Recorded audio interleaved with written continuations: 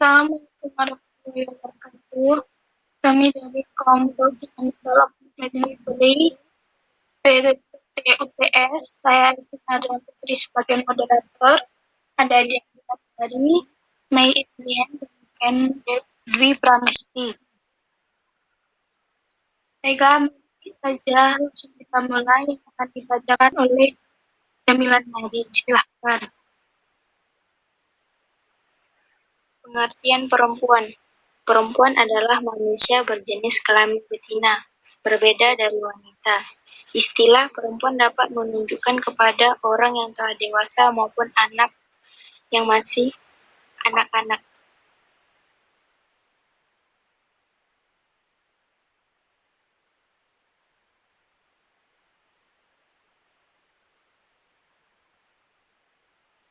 Sejarah perjuangan perempuan dalam memperjuangkan kesejahteraan gender.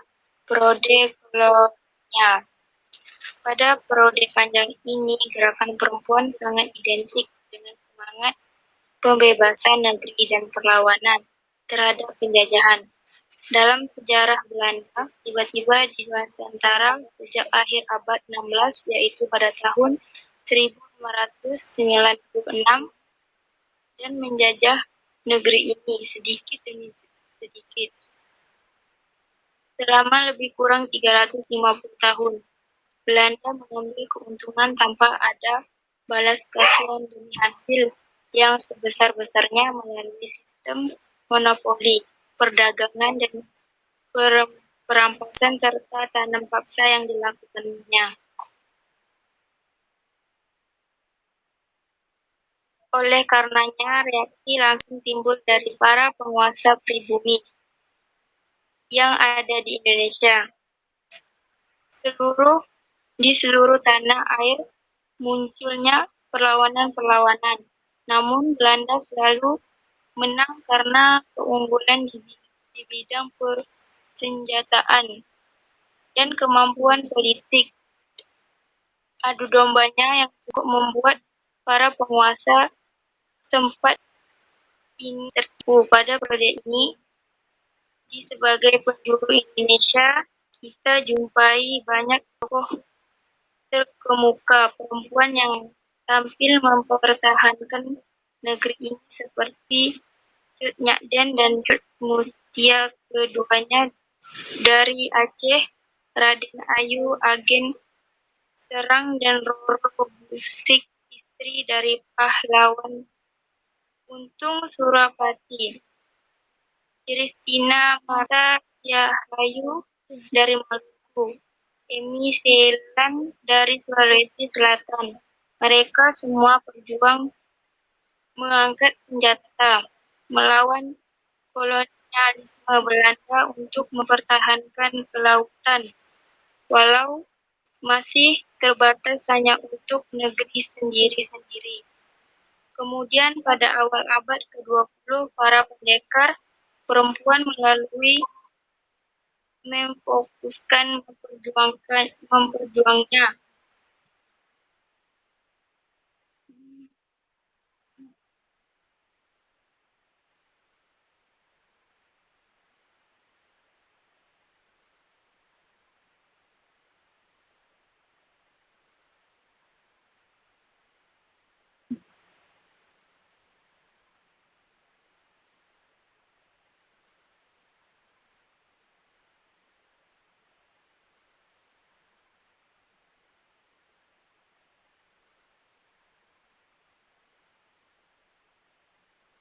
Halo, kenapa ya? Selanjutnya dibacakan oleh Adriani. Periode Perang Kemerdekaan, pergerakan perempuan Indonesia segera berkiprah dan mengambil peran penting dalam perjuangan merebut kemerdekaan dan perbaikan situasi perempuan. Pada masa kemerdekaan, kaum perempuan pun turut andil dalam perumusan fondasi bagi cita-cita perjuangan nasional. Dalam Undang-Undang Dasar 1945 yang baru terakhir, hak-hak hukum dan politik kaum Kaum perempuan tidak dikecualikan dari kaum laki-laki. Kaum perempuan pun berhimpun menyokong cita-cita perjuangan nasional. Pada bulan Desember 1945, Kongres Perempuan diselenggarakan di Klaten. Dan pada tahun 1945, dalam Kongres Perempuan berikutnya di Solo, Kongres Wanita Indonesia dibentuk sebagai suatu federasi dari semua organisasi perempuan yang menyokong kemerdekaan bangsa Indonesia.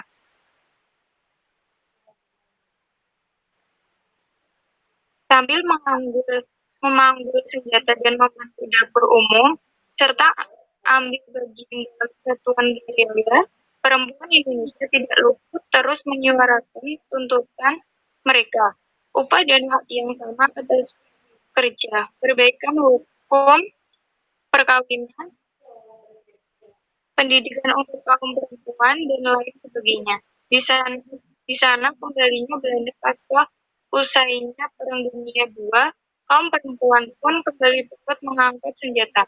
Perang kemerdekaan yang sengit terjadi berakhir dengan pengakuan kedaulatan negara Republik Indonesia pada tahun 1949. Selanjutnya akan dibacakan oleh M.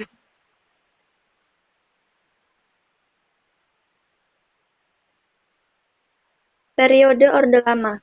Pasca Perang sesudah merdeka, harapan bangkit tetap tinggi, meski dilanda kehancuran dan kesulitan ekonomi.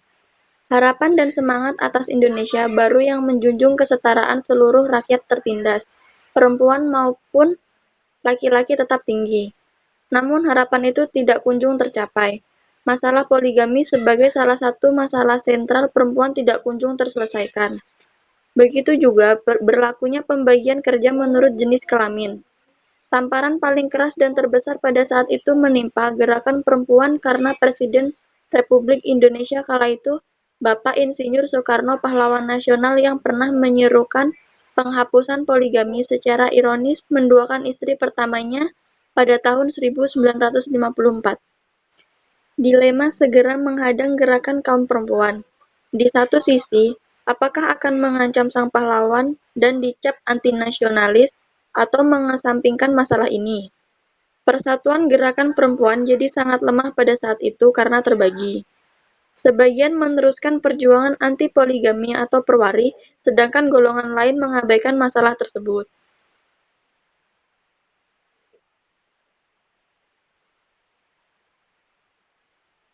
Dalam kurun waktu itu, Gerwani mengambil peran yang sangat aktif dalam kampanye pemilihan umum parlemen.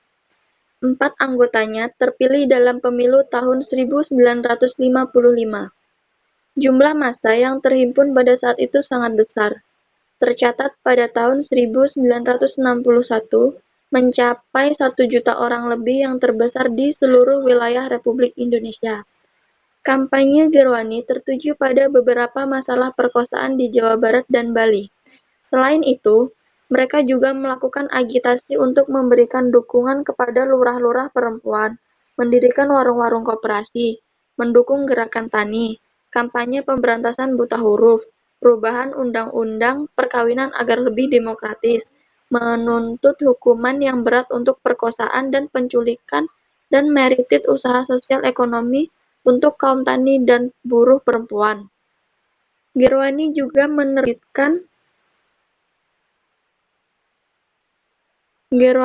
menerbitkan 2 majalah, yaitu Api Kartini yang disebarkan secara luas dan Berita Gerwani untuk internal organisasi.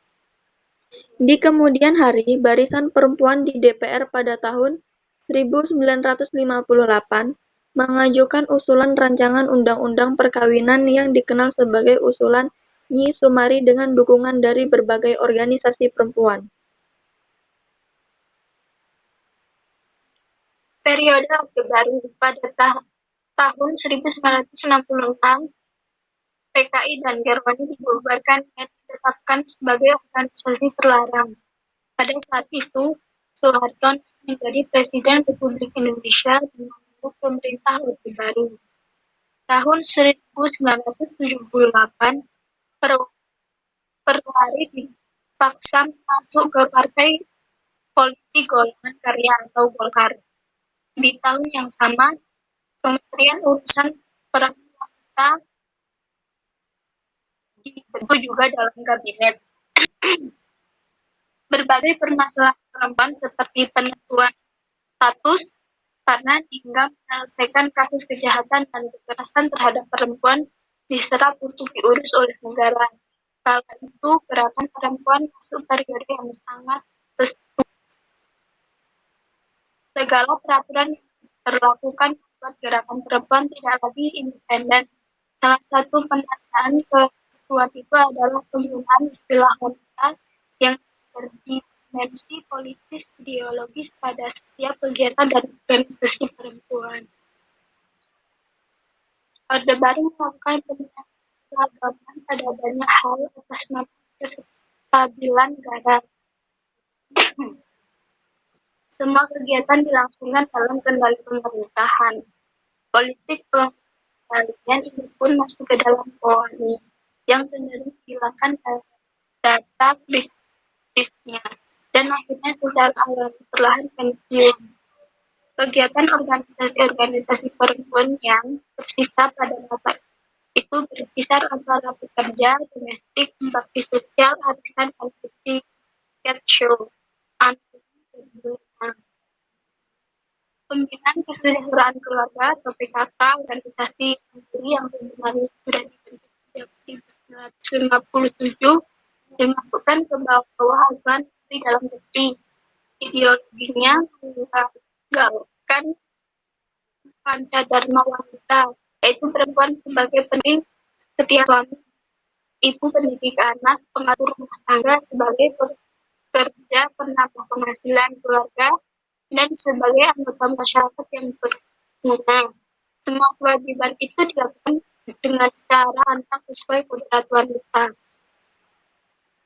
Periode reformasi bertahun 1997, krisis ekonomi menyebabkan menerpa Indonesia. Pemilihan Maret 1980, Soeharto terpilih kembali.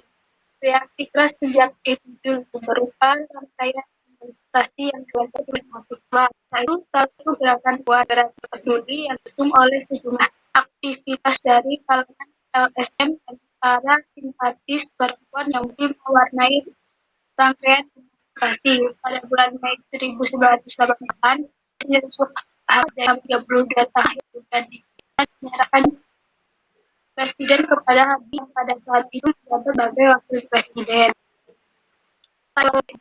Satu hal yang dikatakan ada dilakukan Komisi Nasional Kekerasan terhadap Perempuan atau yang lebih dikenal dengan Komnas Perempuan. Lembaga yang dibentuk pada tahun 1999 lewat instruksi Presiden ini akan jawaban atas tuntutan sejumlah tokoh perempuan kepada Presiden ini untuk menyikapi upaya penyelesaian atas peraturan 2-14 Mei 1998 datang. Selanjutnya, tokoh-tokoh perempuan yang memperjuangkan kesetaraan gender. 1. Dewi Sartika. Jika di Kartini, maka di Jawa Barat Anda bisa bertemu dengan Dewi Sartika. Perkuat Cicalengka, Bandung. 4 Desember 1985 merupakan peringatan untuk perempuan Indonesia. Dewi Sartika sekolah istri di Pendopo, Kabupaten Bandung. Sekolah kemudian dikasih ke Jalan Cigudiang dan berubah nama menjadi Sekolah Keutamaan Istri pada tahun 1910. Hingga di tahun 1920, sekolah itu berkembang menjadi satu sekolah di setiap kabupaten maupun kota, dan tahun 1929 namanya kembali menjadi Sekolah Radya Dewi.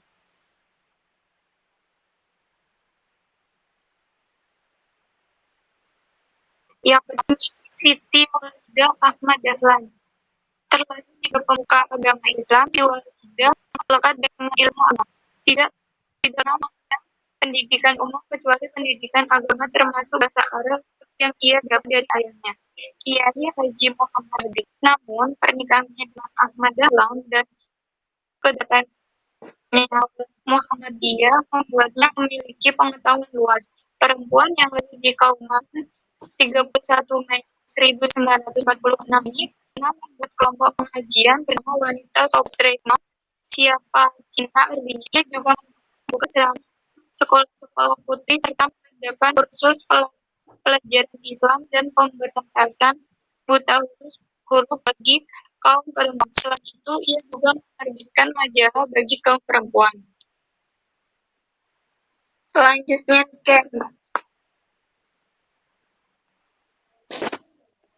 Tokoh perempuan internasional. 1. Elizabeth Blackwell. Elizabeth Blackwell 1821 sampai 1910 lahir di Inggris dan merupakan wanita pertama yang menerima gelar dokter di Amerika dan wanita pertama yang terdaftar dalam tenaga medis UK Blackwell, membantu untuk mendobrak hambatan sosial yang memungkinkan perempuan untuk diterima sebagai dokter. 2. Benazir Bhutto. Benazir Bhutto 1953 sampai 2007 adalah Perdana Menteri wanita pertama yang memimpin sebuah negara muslim di dunia. Ia membantu untuk memindahkan Pakistan dari kediktatoran menuju negara demokrasi dan terpilih menjadi Perdana Menteri pada tahun 1988. Dia berusaha untuk melaksanakan reformasi sosial dalam membantu wanita khususnya serta memerangi kemiskinan. Sayangnya ia akhirnya meninggal pada 2007 karena dibunuh. Selanjutnya, jendela hari ini. Kesimpulan. Perempuan yang dulu hanya dipandang sebelah mata dan tidak mampu untuk melakukan apapun dibandingkan laki-laki. Tetapi pada kenyataan ada beberapa perempuan yang pemberi dan tangguh yang dapat membela wanita di seluruh dunia ini untuk menuntut hak dan keadilan atas laki-laki. Perempuan juga memiliki kesejahteraan gender dengan laki-laki dan perempuan mampu melakukan apa yang dilakukan oleh laki-laki tanpa harus memiliki batasnya lagi.